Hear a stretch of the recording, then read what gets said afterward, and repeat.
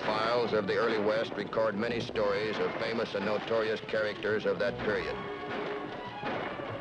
One of the boldest and most defiant criminals of the Southwest was Black Jack Ketchum. By 1897, he and the members of his ruthless gang were wanted in both the United States and Mexico for train robbery, murder, assault, and extortion.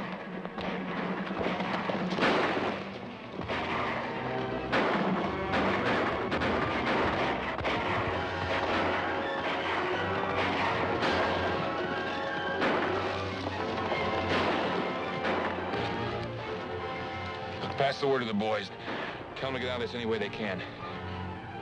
Tell them to meet me at the Cullen Ranch, Clayton, New Mexico. All right, Black Jack.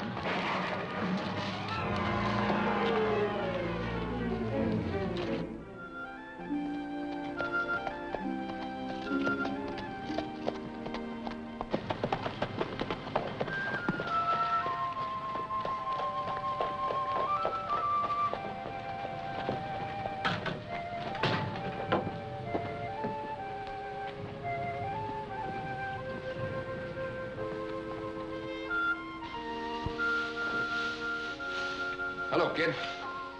Blackjack! Well, I haven't seen you in a long time. Where's the rest of the gang? Those that are left will be drifting in pretty soon. What do you mean left? Well, we had a kind of a run-in with the law. I don't think many of the boys got through. Which means you'll be needing new riders. How old are you, kid? Old enough to shoot a gun. I want to ride with you just like Pa did. You're not gonna do it, Eddie. What are you doing here? Why don't you leave us alone? Well, I'm gonna have to hide out here a few days, and Eddie said that... Eddie's not riding with you. He's my son, and I'm not gonna see him shot down and killed like his father was. All right, Mom, go on back in the house. You're only a boy. You hardly turned 18. And I don't hold with thieves and murderers. I figure your boy's old enough to make up his own mind. That's right. I'm tired of doing everything around by myself.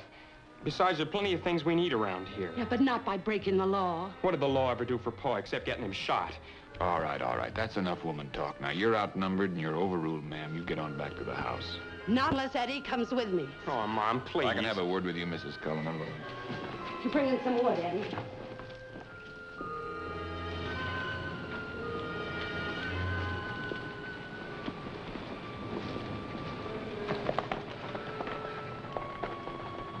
It's all right. It's just the rest of the boys. It's all set for gang, Black Jack. Come on, Miss Cullen. Too bad you weren't all killed off. Now, look, Mrs. Cullen, we're sorry you lost your husband, but we're going to have to hide out here for a few days. And I'd advise you not to go running into the law, if you don't want something to happen to that boy of yours. Now go fix something to eat. The boys are hungry.